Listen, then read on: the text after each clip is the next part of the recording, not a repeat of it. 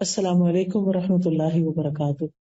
نحمده ونصلی علی رسوله الکریم، اما بعد فاعوذ باللہ من الشیطان الرجیم، بسم اللہ الرحمن الرحیم۔ رب اشرح لی صدری ویسر لی امری واحلل عقدۃ من لسانی یفقهوا قولی۔ الحمد للہ العزیز الوہاب الکریم المنان، مزیل الشدائد وکاشف المصائب، فارج الہم کاشف الغم، مجیب دعوت المضطر، نحمدہ حمدا کثیرا ونشکرہ شکرا مزیدا۔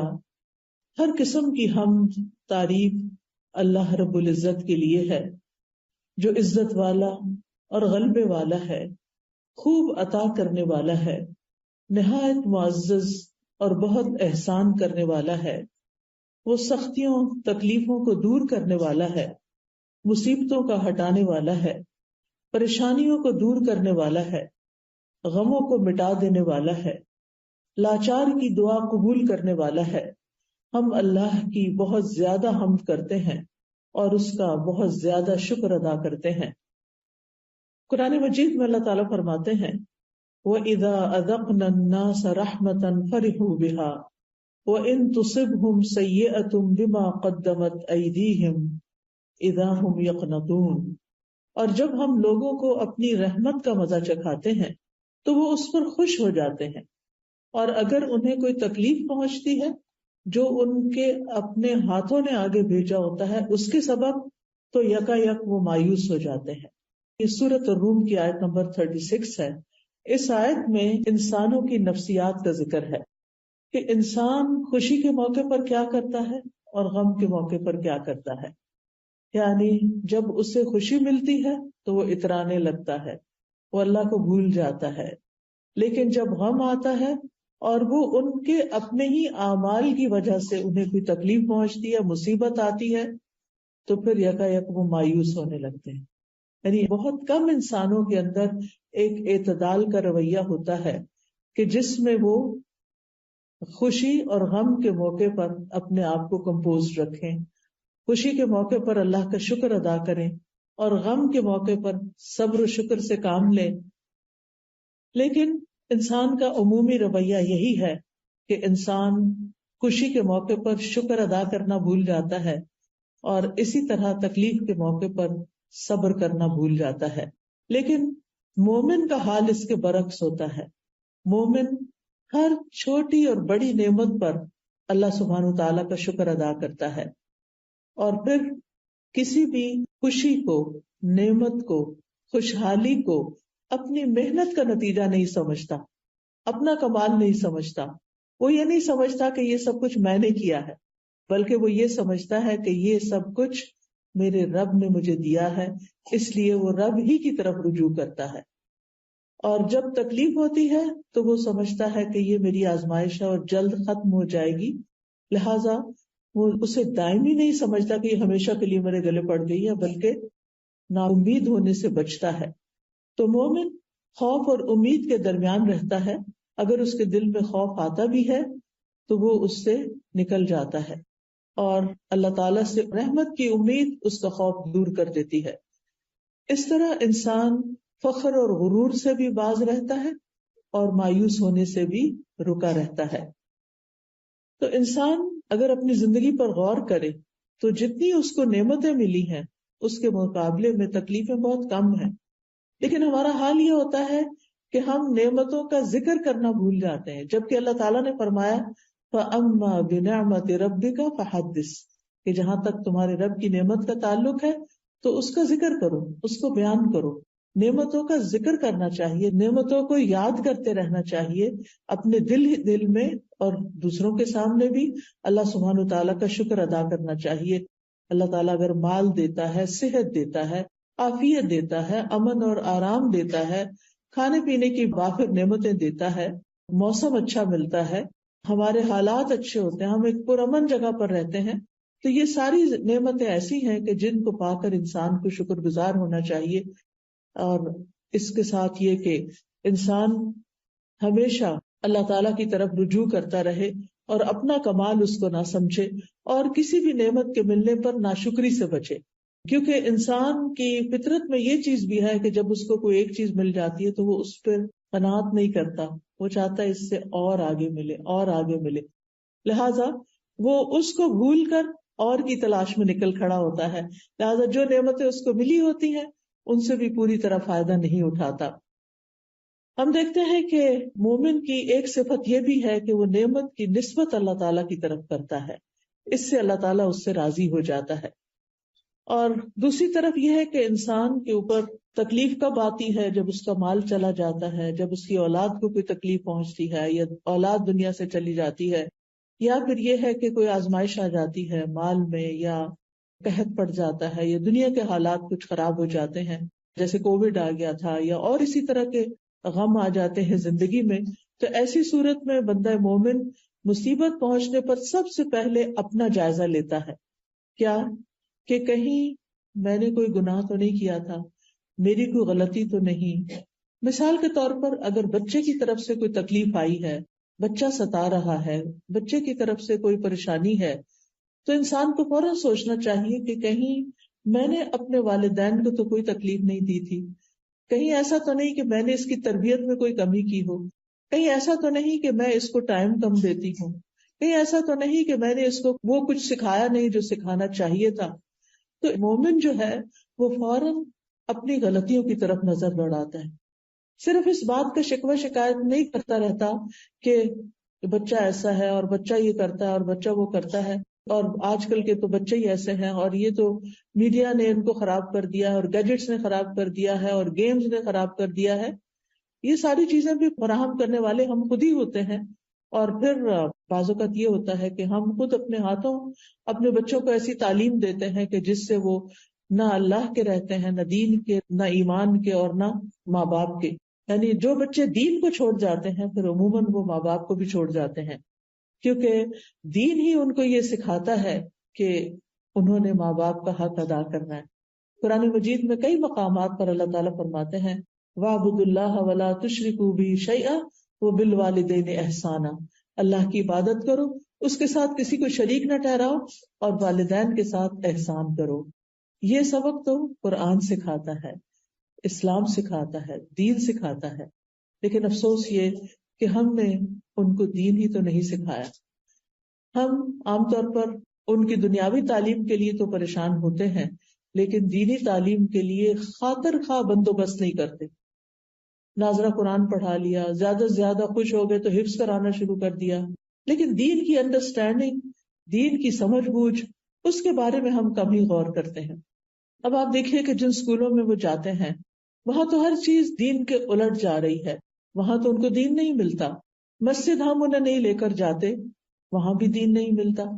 پھر اس کے بعد آپ دیکھیں کہ گھر پہ ماں بھی دین نہیں سیکھی ہوئی، لہٰذا اس کو ماں بھی نہیں سکھاتی، باپ ہے تو وہ اپنی کمائی میں مصروف ہے، اور اگر زندگی کی دوڑ میں لگے ہوئے ہیں تو باپ کے ساتھ ماں بھی مصروف ہے، تو اس صورت میں بچے دین سے دور ہو جاتے ہیں۔ تو اس میں آپ دیکھیے کہ جب بچے کے پاس کوئی موقع ہی نہیں، اس نے دین سیکھا ہی نہیں، وہ دین والوں سے ملا ہی نہیں، اس نے دین کی خوبصورتی کو جانا ہی نہیں، اور ہم صرف گھر میں اسے حکم دے رہے ہیں نماز پڑھ لو، قرآن پڑھ لو، اور بس یہی دین سمجھتے ہیں ہم، تو نتیجہ کیا ہوتا ہے؟ وہ دین سے تو دور ہوتا ہی ہے، ماں باپ سے بھی دور ہو جاتا ہے، اور پھر خاندان اور رشتے دار اور سبھی کو چھوڑ جاتا ہے۔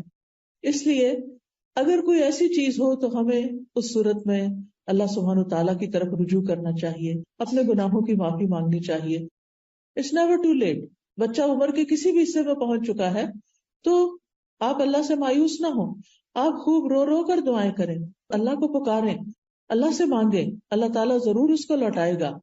بعض صالحین کہتے ہیں کہ میں اپنے گناہ کا اثر اپنی سواری میں اور اپنی بیوی کے اندر، اپنے بچوں کے اندر دیکھ لیتا ہوں، کیونکہ جب میں اللہ کی نافرمانی کرتا ہوں تو وہ میری نافرمانی شروع کر دیتے ہیں، یعنی ان کے اندر کوئی نہ کوئی ایسی چیز آ جاتی ہے کہ جو میرے لیے تکلیف کا باعث بنتی ہے۔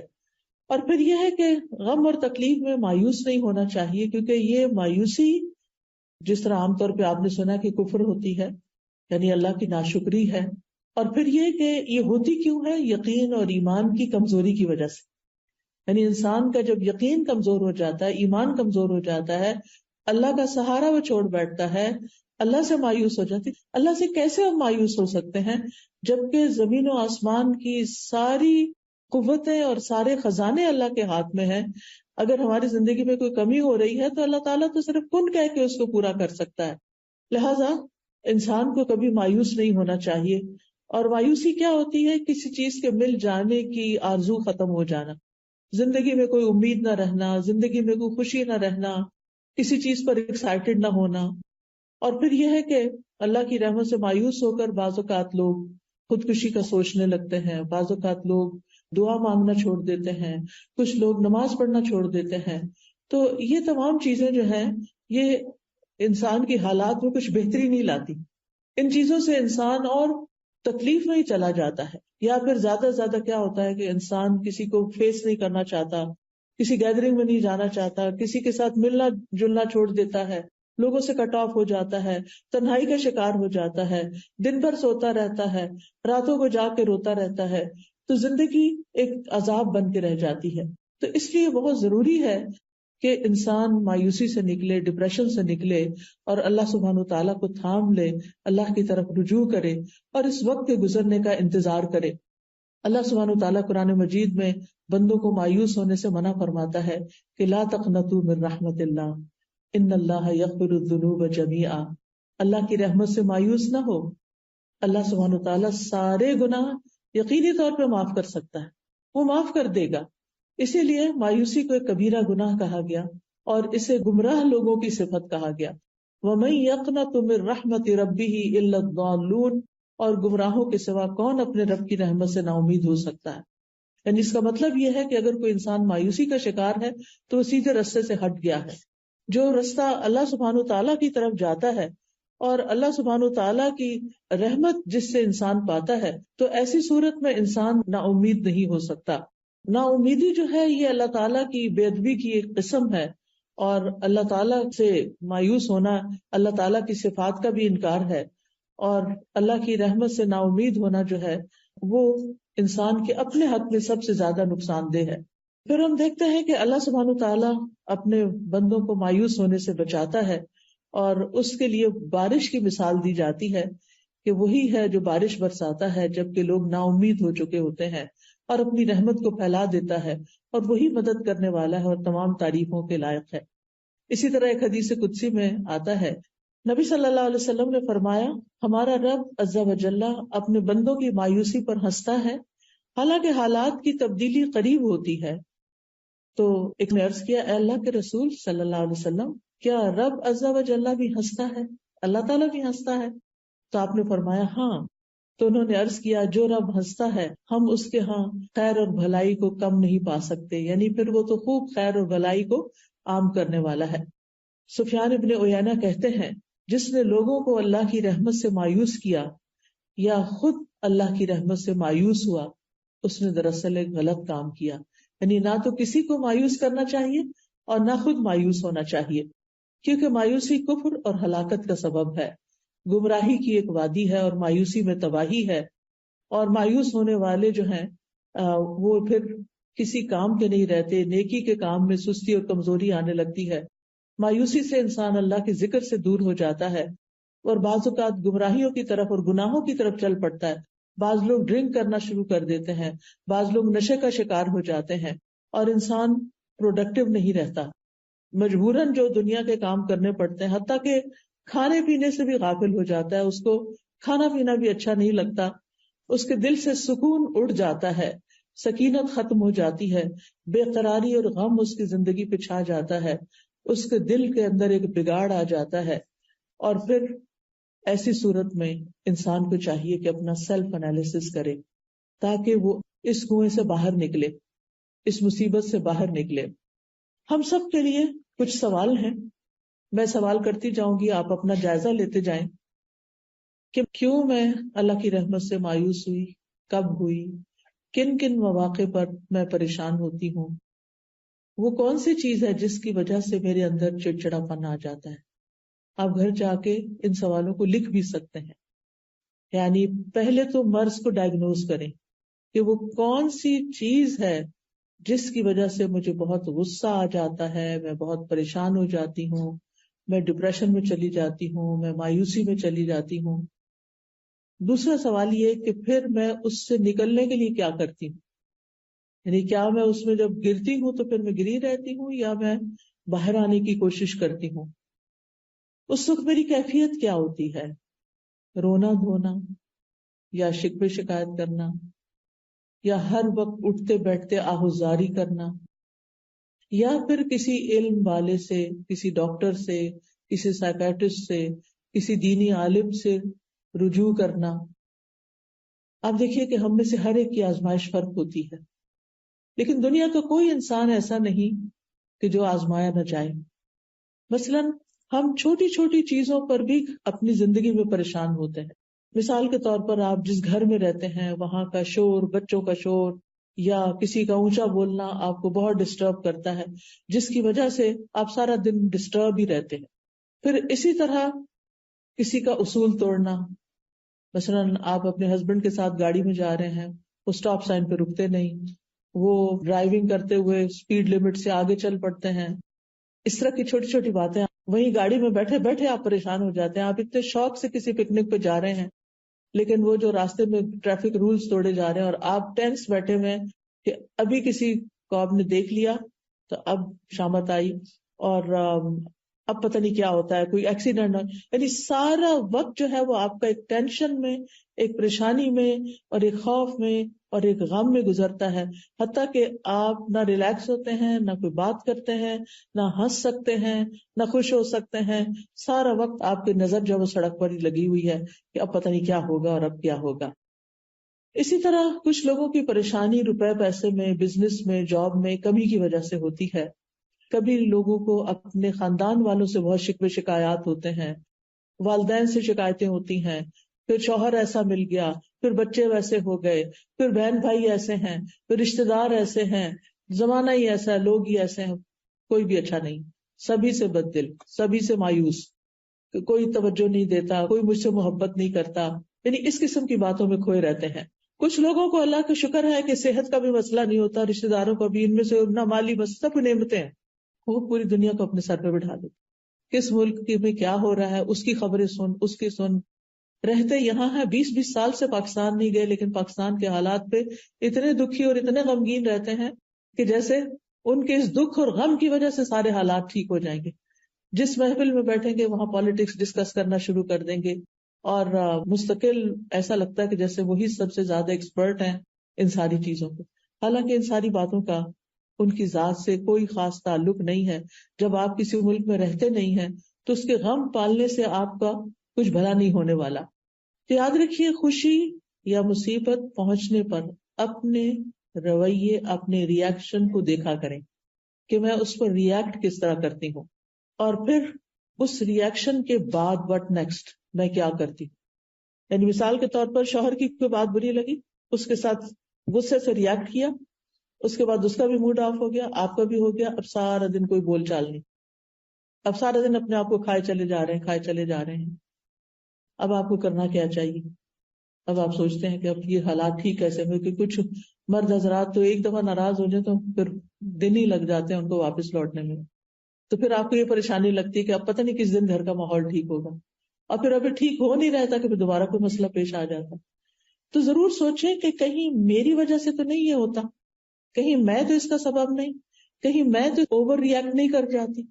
کیونکہ دو چوائسز ہوتی ہیں آپ کے پاس، ایک یہ کہ آپ کسی ایسی سچویشن کو جو آپ پسند نہیں کرتے اس کو اگنور کر جائیں، وہاں سے ہٹ جائیں، وہاں سے نکل جائیں۔ کوئی بات بری لگی ہے تو تھوڑی دیر کے لیے اپنے آپ کو کنٹرول کر لیں، زبان سے کچھ نہیں نکالیں۔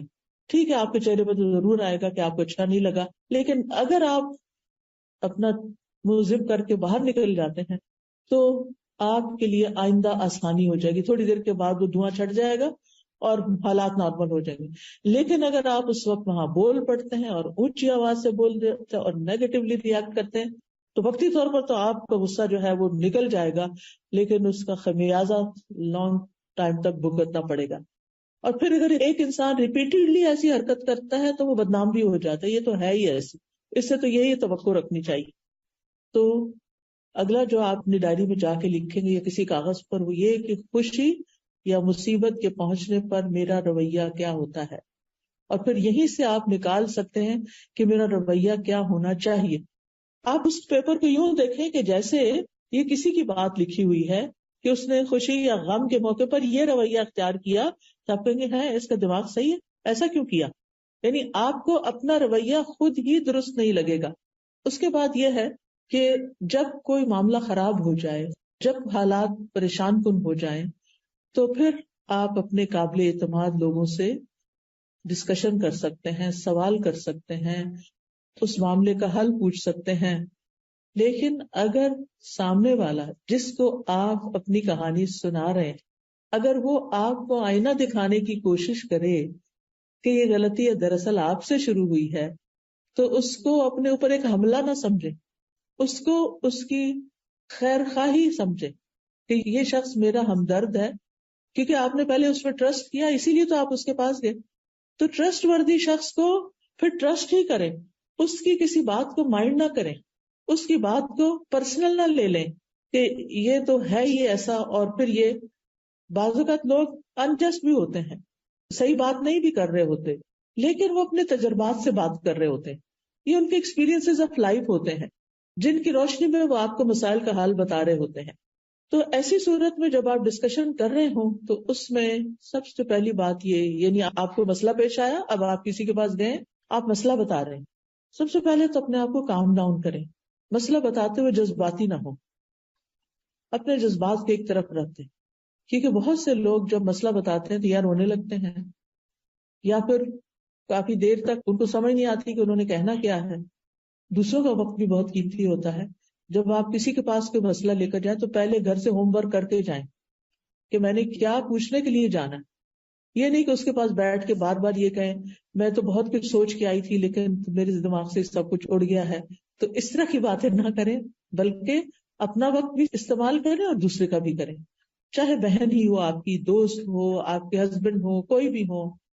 پہلے سے ہوم ورک کریں کہ میں نے کہنا کیا ہے، اور پھر جب آپ اس کے پاس جائیں اپنی بات کو اچھے سے بتائیں اور اس کی بات کو پوری توجہ کے ساتھ سنیں، بہت اچھے سے سنیں، بیچ میں اس کی بات نہ کاٹیں، بیچ میں نہ بولیں. جب وہ بتانے لگے، کچھ آپ کو سمجھانے لگے، چاہے آپ کو پسند آ رہا ہے یا نہیں آ رہا، جواب آپ کی مرضی کے مطابق ہے یا نہیں ہے، تو آپ اس کو سن لیں ایک دفعہ، کوئی اور رائے نہ دیں.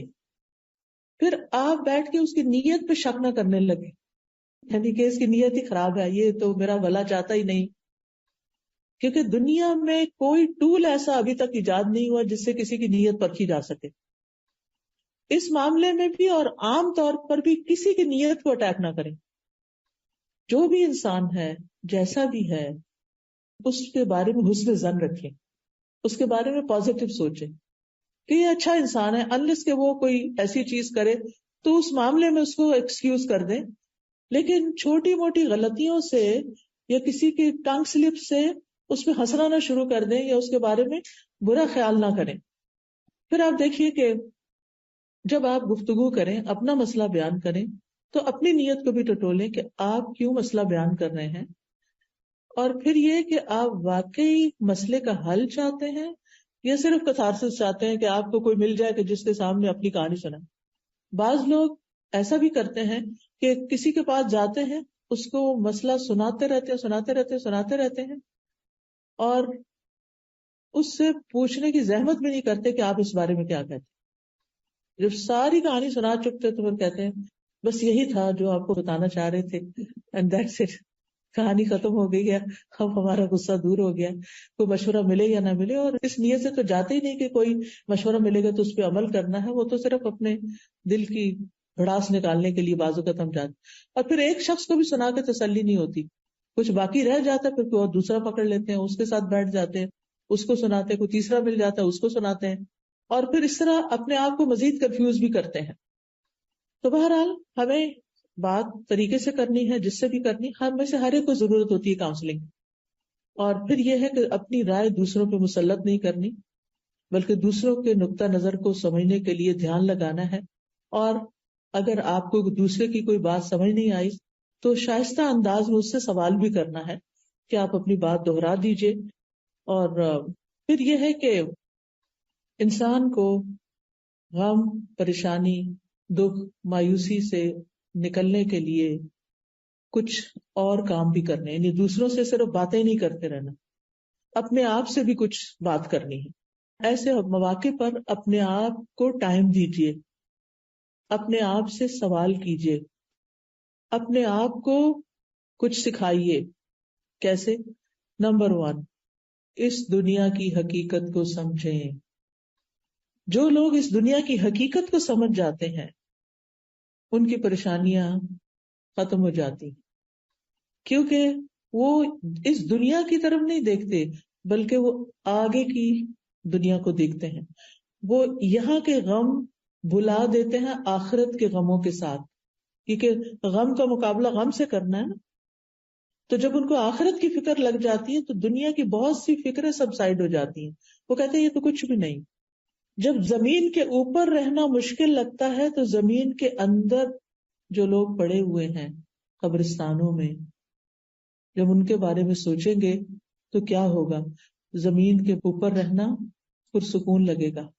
رات کو اگر نیند نہ آئے اور خیالات ڈسٹرب کریں تو اپنی سوچ کا رخ موڑیں ان لوگوں کی طرف جو قبروں کے اندر ہیں اور ان کو ایک پل کے لیے بھی چین نہیں ہے. تو آپ سوچیں کہ مجھے تو اللہ نے اتنا اچھا کمرہ دیا ہے، اتنا اچھا گھر دیا ہے، اتنا کمفرٹیبل بیڈ دیا ہے، میرے لیے ہیٹنگ اور کولنگ کا انتظام ہے، میرے پاس سب کچھ ہے، میں آخر کس بات پہ پریشان ہو رہی ہوں. تو یاد رکھیے مشکلات اور پریشانیاں زندگی کا حصہ ہیں. کیوں؟ اس لیے کہ اللہ سبحانہ وتعالیٰ نے ہمیں اس دنیا میں ٹیسٹ کرنے کے لیے بھیجا ہے. الذی خلق الموت والحیات لیبلوکم ایکم احسن عملا. وہ جس نے موت اور زندگی کو بنایا تاکہ تمہارا امتحان لے کہ تم میں سے کون اچھے عمل کرتا ہے، کس کے ریاکشنز، کس کے رسپانسز زیادہ اچھے ہیں. یعنی زندگی میں کام کاج کرتے ہوئے کسی بھی چیز، کوئی بھی کام، چاہے آپ ڈرائیونگ کر رہے ہیں، چاہے آپ کوکنگ کر رہے ہیں، چاہے آپ لانڈری کر رہے ہیں، ان ساری چیزوں میں انسان تھکتا ہے. انسان تھکتا ہے کام کرتے ہوئے. کچھ لوگ ہوتے ہیں وہ اظہار نہیں کرتے، ان کا وقت بھی گزر جاتا ہے. اور کچھ لوگ ہوتے ہیں ہر تھوڑی دیر کے بعد کہتے ہیں آج تو بہت تھک گئی، بہت تھک گئی. یعنی جو پاس بیٹھے ہوں گے وہ بیزار ہو جائیں گے سن کر آپ کی تھکاوٹ کی باتیں. نتیجہ کیا ہوگا؟ وہ آپ کے پاس بیٹھنا نہیں چاہیں گے. پھر آپ اور پریشان ہوں گے کہ یہ لوگ مجھے ٹائم نہیں دیتے، مجھے توجہ نہیں دیتے، میری بات نہیں سنتے. اصل میں آپ نے خود ہی بگایا ان کو ایسی باتیں کر کر کے جن کو نہ کر کے بھی گزارا ہو سکتا تھا. قرآن مجید میں اللہ تعالیٰ فرماتے سورۃ البلد میں لقد خلقنا الانسان فی کبد، یقیناً ہم نے انسان کو بڑی مشقت میں پیدا کیا ہے. اس دنیا میں انسان کے لیے ایک کے بعد ایک مشقت ہے. سوچئے جب ایک انسان پیدا ہوتا ہے، دنیا میں آ رہا ہوتا ہے، ماں کتنی مشقت سے جنم دیتی ہے. اور یہ مشقت صرف ماں کے لیے نہیں ہوتی، اس بچے کے لیے بھی ہوتی ہے جو دنیا میں آنے کے لیے پش کرتا ہے اور باہر کو آتا ہے. کتنی چھوٹی سی جگہ سے نکل کے آتا ہے وہ. آپ میں سے جو لوگ اس پروسیجر سے گزر چکے ہیں، آپ سوچئے کہ وہ دن شاید زندگی کا سب سے مشکل دن تھا جب آپ نے بچے کو جنم دیا تھا. اور اس وقت آپ سوچتے تھے کہ پتہ نہیں میں زندہ بھی رہتی ہوں کہ نہیں. ایسی صورت میں جب ہمارا آغاز ہی مشقت سے ہوا، آمد ہی تکلیف کے ساتھ ہوئی ہے، تو پھر اینٹیسپیٹ کرنا چاہیے کہ آئندہ زندگی میں بھی مشکلات تو ہوں گی. ہمیں اس دن کا درد یاد نہیں، لیکن اگر آپ اپنی مدر سے پوچھیں تو وہ بتائے گی کہ دنیا میں آتے ہی آپ نے رونا شروع کر دیا تھا. کیوں رو رہے تھے بھائی؟ شیطان نے آ کے زور سے تھپڑ مارا. حدیث سے پتا چلتا ہے، میں اپنے پاس سے بات نہیں بتاتی، کہ ابن آدم جب پیدا ہوتا ہے شیطان پہلے سے انتظار میں کھڑا. اپنے رشتہ دار تو باہر کھڑے ہوتے ہیں نا، یعنی جب بچے کی پیدائش ہوتی ہے تو باقی تو ماں باپ یا بہن بھائی باہر کھڑے ہوتے ہیں انتظار میں، شیطان اندر پہنچا ہوا ہوتا ہے. اس لیے جو بچیاں بھی بچوں کو جنم دیتی ہیں وہ اس وقت یا تو قرآن کی تلاوت سنتی رہیں یا آیت الکرسی لگائیں یا اللہ کا نام ذکر کریں، خود بھی ذکر کریں اگر ہمت ہے، ورنہ جو آپ کے ساتھ ہیں وہ آپ پر پڑھ کے سنائیں. اب تو الحمدللہ اگر کسی کو نہیں بھی پڑھنا آتا تو اپنے سیل فون پہ آپ قرآن مجید کی صورت کوئی بھی لگا کے، سورۃ الرحمن لگا دیں، سورۃ مریم لگا دیں، کوئی بھی صورت لگا دیں، آپ سورۃ طٰہٰ لگا دیں، آپ اس کو سن سکتے ہیں. سورۃ البقرہ لگا دیں، سورۃ البقرہ لگانے سے شیاطین بھاگتے ہیں. تو بہرحال اس وقت شیطان آ کے بچے کو ٹھونکا لگاتا ہے اور پھر انسان روتا ہے. اور آپ نے دیکھا ہوگا کہ جو بچہ روتا نہیں ہے نا، ڈاکٹر اس کو کیا کرتے ہیں؟ رلاتے ہیں، اس کو تھپکاتے ہیں اور رلاتے ہیں. پھر آپ دیکھیے کہ آپ کو بھوک لگی تھی، آپ کو ماں کے سینے سے لگایا گیا، ماں کو تکلیف ہوتی؟ پہلے بچے کی دفعہ خاص طور پہ، اور ہر بچے کی دفعہ جب وہ دودھ پلانا شروع کرتی ہے تو اس کو تکلیف ہوتی ہے. بچے کو مشکل ہوتی ہے نا، کتنی مشکل ہو. اس کو سک کرنا نہیں آ رہا ہوتا، وہ منہ میں رکھ کے سو جاتا ہے، اس کو ماں ہر وقت جگاتی ہے، اٹھو دودھ پیو. کیونکہ جو بچے نہیں دودھ پیتے اس وقت، یا ان کو غذائیت پوری نہیں ملتی، تو کیا ہوتا ہے؟ واپس ہاسپٹل لے جانا پڑتا ہے. کتنی مشقتوں سے بچہ صحیح طور پر کئی دن میں دودھ پینے کے قابل ہوتا ہے، اور ماں کی تکلیف دور ہوتی ہے کہ وہ بچے کو پلا سکے. پھر آپ دیکھیے کہ آپ کھانا شروع کرتے ہیں. جب آپ پہلی دفعہ کھانا کھاتے ہیں یا پہلی دفعہ مرچیں کھاتے ہیں، یعنی دیسی بچے جو ہیں ان کے ماں باپ کو لازم ہوتا ہے کہ وہ بچوں کو بچپن میں مرچ کھلائیں تاکہ بڑے ہو کے کھا سکے. تو آپ دیکھیے کہ کتنا مشکل ہوتی، بار بار پانی پی رہے ہوتے ہیں. مجھے اچھی طرح یاد ہے کہ جب میں چھوٹی تھی تو کھانے کے ساتھ گلاس، ہر نوالے کے بعد پانی، ہر نوالے کے بعد پانی. کتنا نقصان دہ ہے، لیکن مرچیں برداشت نہیں ہوتی. بہرحال پھر آپ دیکھیے کہ بولنا شروع کرتے ہیں، مشکل ہوتی، کتنی مشکل ہوتی ہے. بچے کو کتنی دفعہ ایک لفظ سنانا پڑتا ہے، بار بار بار بار، پھر وہ سیکھتا ہے. پھر آپ دیکھیں کہ الفاظ جوڑتے ہیں، پھر جملے بناتے ہیں، پھر پیراگراف بنتے ہیں. لکھنا شروع کرتے ہیں، مشکل ہوتی. کوئی کٹنگ آرٹ اینڈ کرافٹ کرتے ہیں، مشکل ہوتی ہے. پھر آپ بچے کو بٹھاتے ہیں، کتنی دفعہ پٹکتا، نیچے سر اس کا لگتا ہے، جا کے گر جاتا ہے. کبھی اس کو سہارے دے دے کے بٹھاتے ہیں، کبھی کہیں بٹھاتے ہیں. پھر کرال کرنے میں مشکل ہوتی. پھر آپ دیکھیے کہ چلنے میں تو اور مشکل ہے، ہر چند قدم کے بعد بچہ گرتا ہے. جب دوڑنے لگتا ہے تو ٹکراتا ہے چیزوں سے جا جا کے. بچپن کی مشقتیں ہمیں یاد نہیں ہوتی، وہ تو ہماری ماں برداشت کرتی ہے نا ساری کچھ، جس کو پھر ہم بڑے ہو کے بھول جاتے ہیں اور اس کی چھوٹی چھوٹی باتوں کو مائنڈ کرتے ہیں. پھر اسکول جانے میں مشکل ہوتی. بچے کتنا روتے ہیں، کتنا تنگ کرتے ہیں. صبح اٹھانے میں، جتنے دن اسکول جاتے ہیں بچے، صبح کے گھر میں ایک ہنگامہ ہوتا ہے، اور بچوں کو چھوڑ کے آنا، لے کے آنا. پھر انسان سوچتا ہے کہ اب ہائی اسکول تک پہنچ گیا. ہائی اسکول بڑا مشکل ہے. پھر ہائی اسکول کی گریجویشن ہو گئی، شکر ہے ایک کام ختم ہوا. سمجھتے ہیں کہ شاید مشکل یہاں ختم ہو گئی. پھر کیا ہوتا ہے؟ یونیورسٹی ہے، یونیورسٹی ختم ہو گئی. یونیورسٹی کے جتنے بھی سال ہیں مشقتوں میں گزارے، بڑی بڑی کتابیں پڑھتے، اسائنمنٹس کرتے اور پروجیکٹس بناتے. پھر کیا ہوا؟ پھر اب اس کے بعد جاب چاہیے. ڈگری پہ ڈگری لے چکے ہیں، جاب نہیں مل رہی. مشقت پہ مشقت، خدا کر کے جاب ملی. اب شادی کرنا ہے، ایک رشتہ دیکھ رہے ہیں، دوسرا دیکھ رہے ہیں، تیسرا دیکھتے ہیں، رشتہ پسند نہیں آ رہا. شادی کو تاخیر ہو رہی. پھر ایک اور مشقت، شادی ہو گئی، اب سب کی نظریں لگی ہوئی ہیں بچہ کب ہوتا ہے. ایک اور مشقت، کس کس کے سوالوں کا جواب دوں، کس کس کا جواب دیں. یعنی ینگ گرلس کے اوپر مجھے رحم آتا ہے کہ جن کو ہر آنٹی پوچھنے کھڑی ہو جاتی ہیں کوئی خوشخبری. بھائی جب کوئی آئے گی تو آپ کو بھی پتا چل جائے گا کہ آپ نے دعائیں کرنی ہیں، آپ دعائیں کریں. اور پھر خاص طور پر جن عورتوں کو کمپلیکیشنز ہو جاتی ہیں، ایک سے زیادہ بچہ پیدا نہیں کر سکتی. میری ایک بہت ہی سمجھدار اسٹوڈنٹ تھی اور لکھتی تھی اخباروں میں اور بہت قابل. ان کا ایک بچے کے بعد دوبارہ کہ کوئی کمپلیکیشن ہوگی، بچہ پیدا نہیں ہو سکتا. اور وہ اس بات سے اتنی فرسٹریٹ ہوتی تھی کہ ہر دوسرا بندہ اس سے پوچھ رہا ہوتا تھا کہ تم اور بچے کیوں نہیں پیدا کر رہے، کیوں نہیں تمہارے بچے ہوتے، کیوں نہیں ہوتے. یہ اللہ کی مرضی. جتنے بچے دنیا میں آنے نا اتنے ہی آنے ہیں، آپ زیادہ نہیں کر سکتے باتیں کر کر کے. اور پھر ججمنٹل ہو جاتے ہیں ہم کہ یہ تو پیدا کرنا ہی نہیں چاہتی، یہ تو بہت آزاد خیال ہے، اور یہ تو بس چائلڈ لیس زندگی گزارنا چاہتی. اپنے پاس سے باتیں، یہ آپ کو کہاں سے پتا چل گیا؟ آپ نے اس سے جا کے کوئی انٹرویو کر کے آئے کہ وہ کیا چاہتے ہیں اور کیا نہیں. اور اگر بفرض محال وہ چاہتی بھی ہے تو وہ تو اس کی چوائس ہے نا. پھر آپ کو غیبت کرنے سے کیا ملے گا؟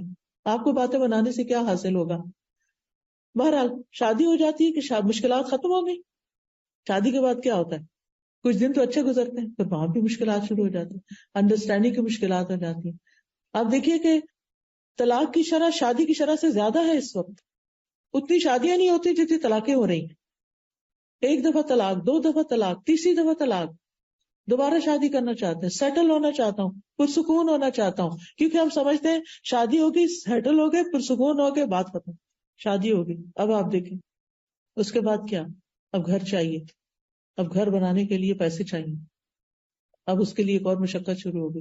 ایک جاب سے کافی نہیں ہوتا، 2 جاب چاہیے، 3 جاب چاہیے. بیوی کو ہی کام کرنا ہے، سب کو مل کے کرنا ہے. مشکلات ختم تو نہیں ہوئی. گھر بن گیا، آپ دیکھیے کہ گھر بھی بن جاتا ہے، ہر چیز ہے، فرنیچر بھی ہے، کھانے بھی ہیں، سب، زندگی اچھی ہو گئی، زیادہ اچھی جاب مل گئی، ریل پیل ہو گئی ہر چیز کی. اب بچے بڑے ہو گئے ہیں، اب کیا مشکل ختم ہو گئی؟ مشکل ختم نہیں، مشکل نہیں ختم. پھر کیا ہے؟ بچوں کے مسائل، پھر ان کی شادیاں، پھر ان کے بچوں کے مسائل. چلے یہ تو زندگی ایسے گزری. کہنے کا یہ اتنی لمبی کہانی سب آپ کو پتا ہے. یاد دہانی کرانے کا مطلب یہ ہے کہ لقد خلقنا الانسان فی کبد، انسان مشقتوں میں پیدا ہوا. اس لیے زندگی کو پھولوں کی سیج نہ سمجھیں. زندگی میں صرف خوشیاں مت تلاش کریں، اپنے آپ کو اسٹرانگ کریں تاکہ آپ مسائل سے نبٹ سکیں، آپ مشکلات کو فیس کر سکیں، آپ ان کا سولوشن سوچ سکیں، آپ خود بھی کھڑے ہو سکیں، دوسروں کو بھی کھڑا کر سکیں، اپنے غم بھی دور کر سکیں اور دوسروں کے بھی کام آ سکیں.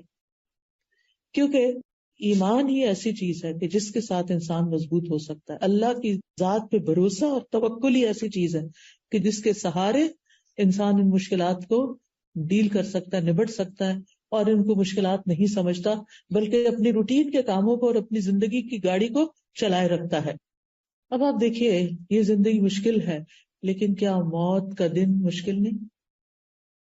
اگر موت کی مشکلات جاننا چاہتے ہیں تو پیلیٹیو کیئر کے ڈپارٹمنٹ میں کچھ دن والنٹیئر کیجیے، اور پھر دیکھیے کہ جب لوگوں کی جان نکلتی ہے، جب وہ جاتے ہیں تو کتنے کتنے دن بعض اوقات نزع کے عالم میں رہتے ہیں، اور پھر احادیث سے ان کی ڈیٹیل معلوم کریں کہ موت کی سختیاں کیا چیز ہیں.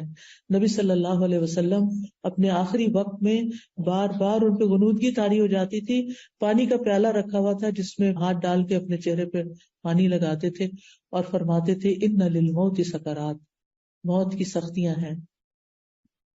اور دعا بھی مانگنی چاہیے کہ اللہ تعالیٰ ہمارے لیے وہ آسان کر دیں.